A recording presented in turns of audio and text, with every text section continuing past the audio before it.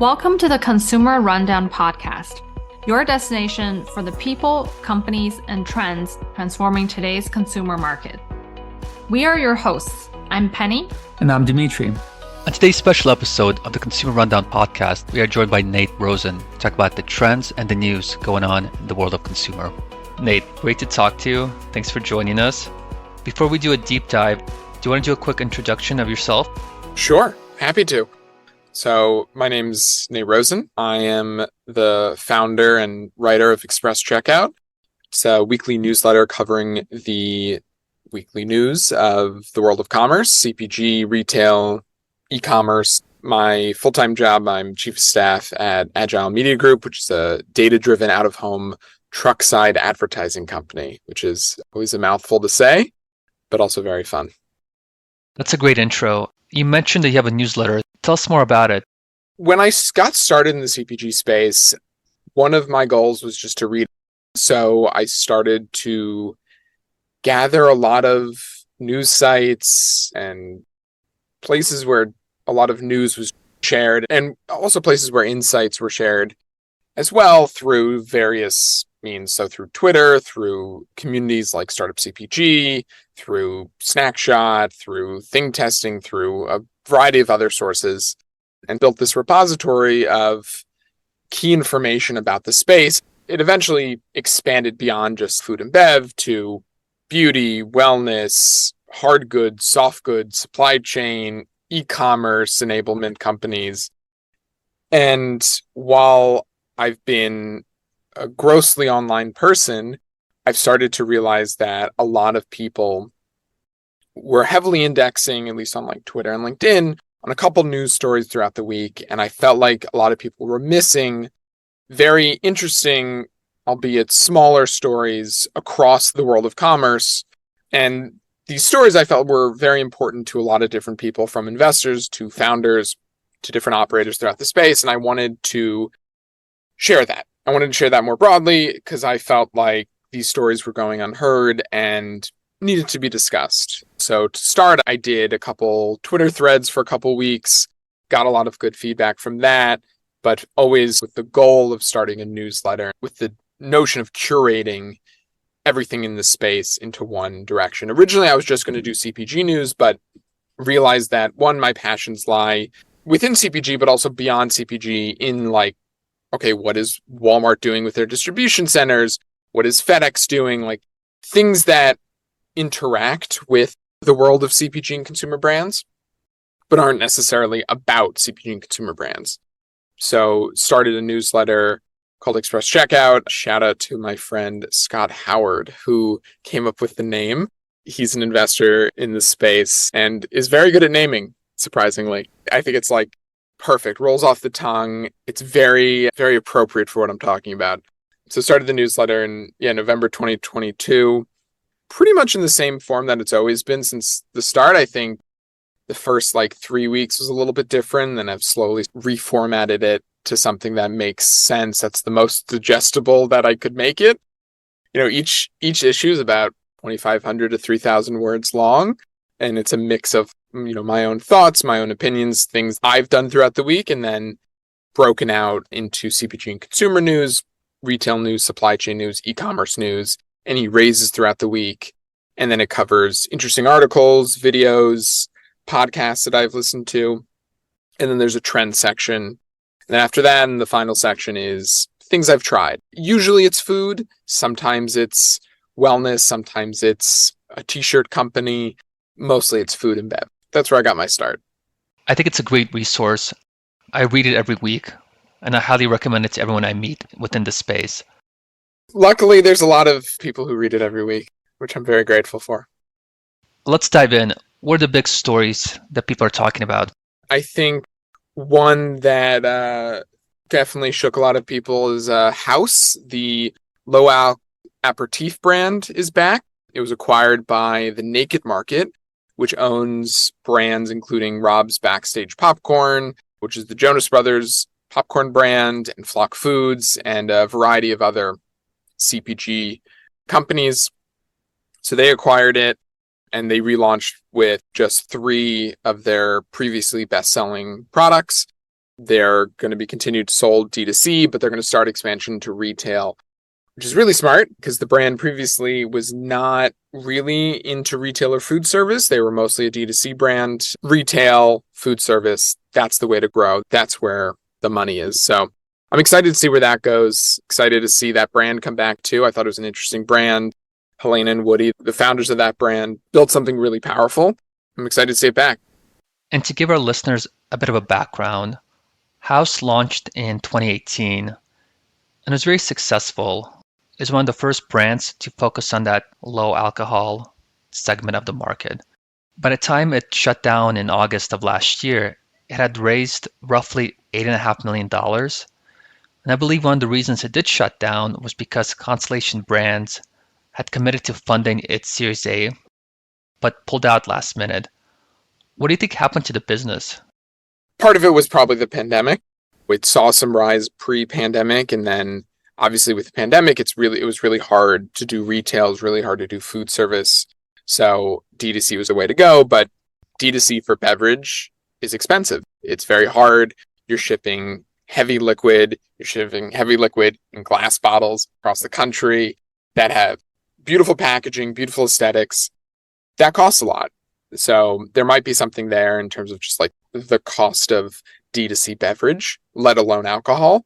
I've purchased Haus in the past. It was beautiful packaging, beautiful unboxing, but I have to imagine that was an expensive endeavor.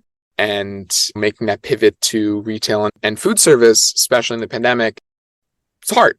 So I think that definitely had something to do with it. I'm sure there are other factors at play that aren't shown to us, but I am excited to see it back and excited to see it in food service, especially. I think that could be a really interesting play for them. I'll be interested to see how the relaunch goes. That space has definitely become more competitive over the last 12 months. And the holding company which bought it, it's called Naked Market. I think its tagline is CPG for millennials by millennials. So it's an interesting play that they're making with this brand. One event that you get to go to, which I'm very jealous about, is the Fancy Food Show. How was that experience? Did you come across anything interesting?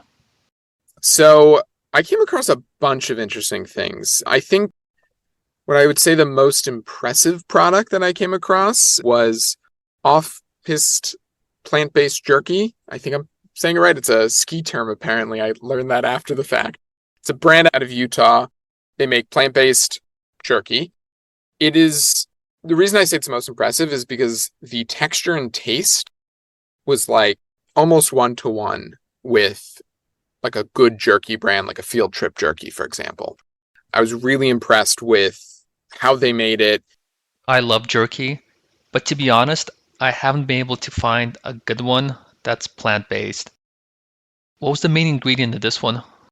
So the main ingredient was pea protein, was the first thing that was listed, I believe, which was also impressive because usually pea protein, it can lean grainy, it can taste weird. My experience with pea protein has been fairly negative. I've tried a number of pea protein powders and have not liked any of them. It's a very weird taste. I think one of the best ready-to-drink protein shakes that I've had, other than, Fairlife makes one that's pretty good, and there's those like bigger name brands, but more in like the emerging side of Koya, Koia. I think that one's a really impressive product. I don't know their protein base, actually. I think it potentially could be pea. I could look it up and not spew anything wrong, but that one's actually a pretty good one. So if you haven't tried that yet, I would recommend that. I'll definitely try it. Any other products that you were impressed by at the show?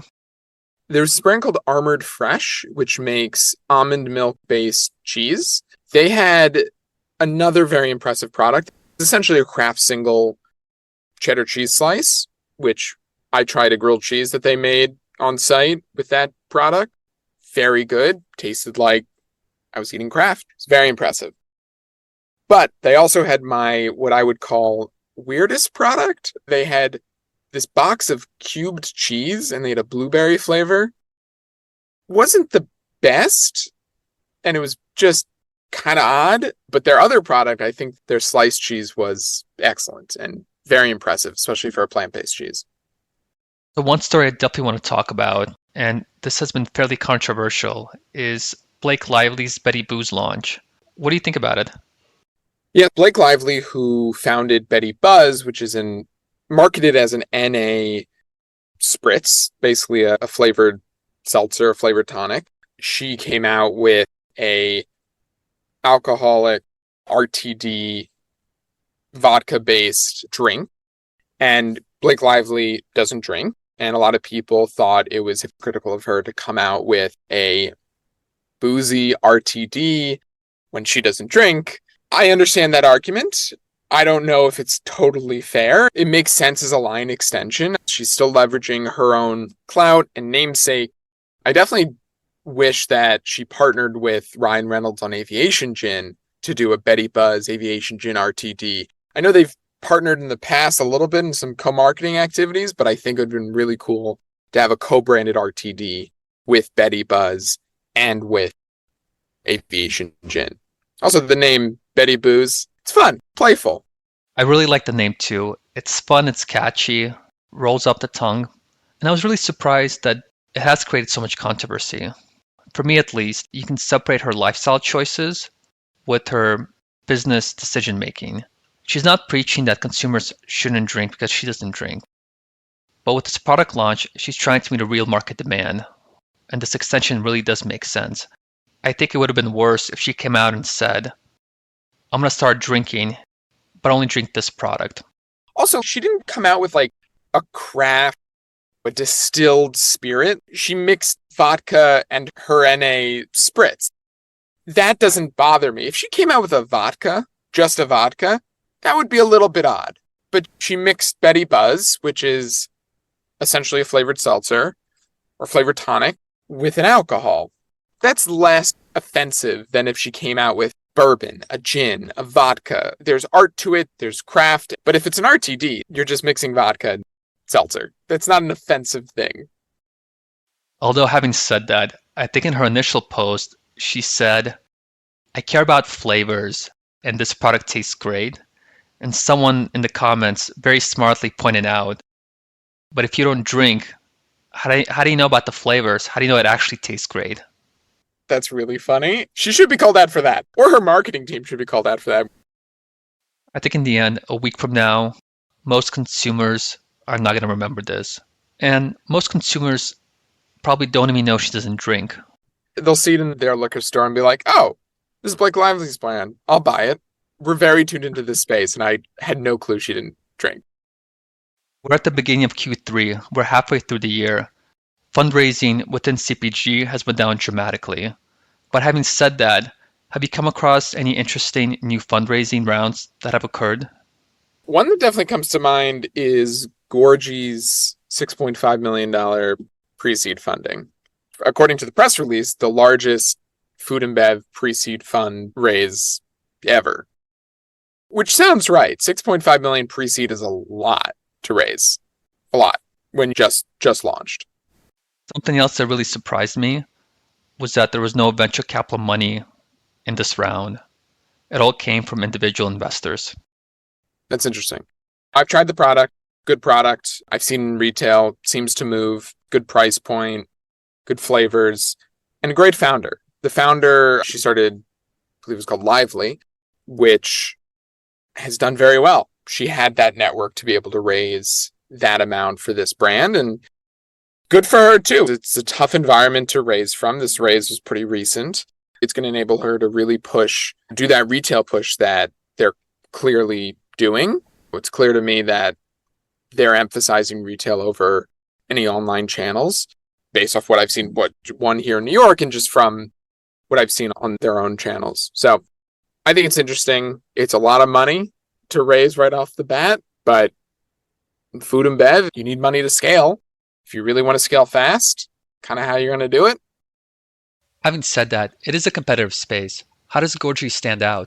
It's a very strong brand voice, too. Similar to like a Ghost or a C4, where the direction that brand is going and the audience that brand is targeting, it's very clear which direction it's going in. So I think there's a lot of legs with that brand. There's also not a lot of energy drinks in that category. Similar ones, I would say, like Alani Nu is kind of in that space. Maybe Juvie is another one that I would pin in that realm. But GORGIE definitely, I think, stands out as a contender for targeting an interesting audience. As an investor, I love the energy category. There's still a lot of tailwinds behind it, even though a lot of investment has gone into it. Just macro trends over the last few years. A few years ago, these drinks had about 100 milligrams of caffeine in them. But now we've gone from 100 to 140, 160. Now we're reaching 200. I have my Ghost. I like Ghost. That's my energy drink of choice. I was a Celsius guy for a bit. Still like Celsius, and I would still get it, but Ghost is my favorite. I had a Bubblicious cotton candy flavored one recently. I think you're going to laugh at this, but I have a theory about caffeine and sleep supplements. So two trends that I think are very interesting. On the one hand, caffeine intake is increasing. On the other hand, all these companies are coming out with sleep aids. If you look at these sleep aids, the main ingredient for a lot of these products is going to be melatonin. And if you ever taken melatonin, and if you don't sleep a full night, it makes you drowsy. So to me, on the one hand, you're taking melatonin to sleep, but you end up being drowsy in the morning. So you uptake your caffeine intake, which keeps you awake.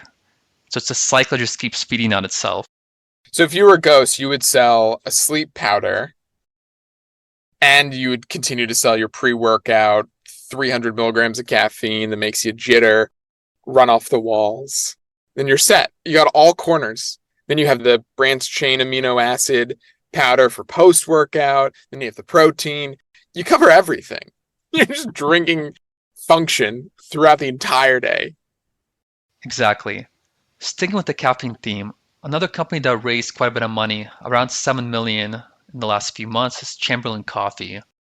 What do you think of the way Emma is building her brand and leveraging the YouTube platform that she built to now move into consumer products?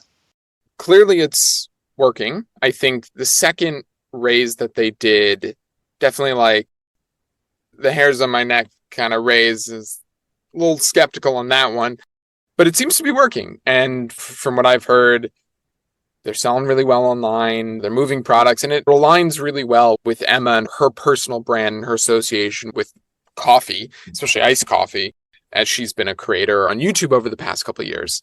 I think a different, pun not intended, a different beast than Feastables and his chocolate bar and candy empire he's building, the little Willy Wonka.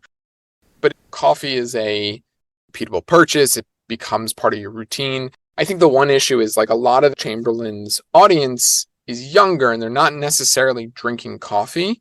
I've heard that their matcha SKU actually does really well, at least online, which is very interesting. And I think matcha, generally speaking, is a more approachable product than coffee. It's just more in the cultural lexicon, I guess. I think what she's doing is good. She clearly is trying to incorporate it more into her life and be a CPG founder.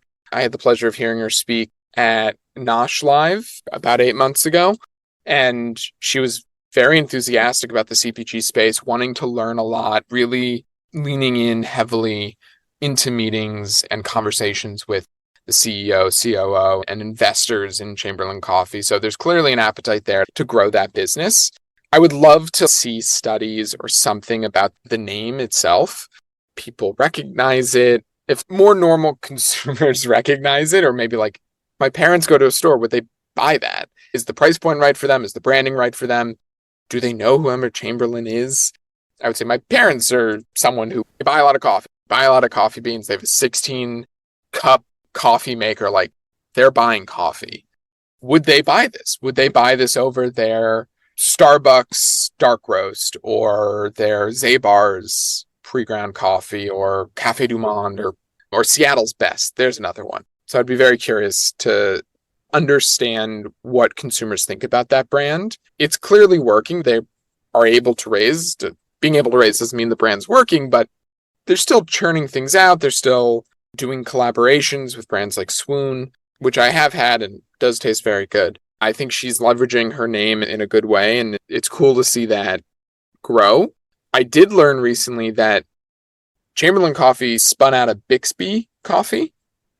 The guy who started Bixby Coffee also went viral during the pandemic for impersonating Tom Cruise on TikTok. And then he started a deepfake tech company off of that TikTok.